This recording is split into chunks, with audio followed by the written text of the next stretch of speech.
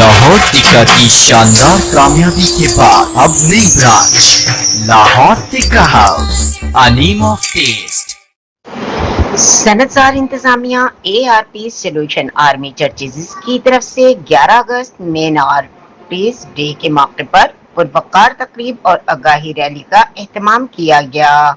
कौमी तराने के साथ खूबसूरत अंदाज में मिली नगमे भी पढ़े गए। महकमा सोशल वेलफेयर के अफसरों, कलीसाओं के सरबराहों, मुअज़्ज़िज़ ख़वातीन, नौजवानों और सनतजार की इंतजामिया ने शिरकत की।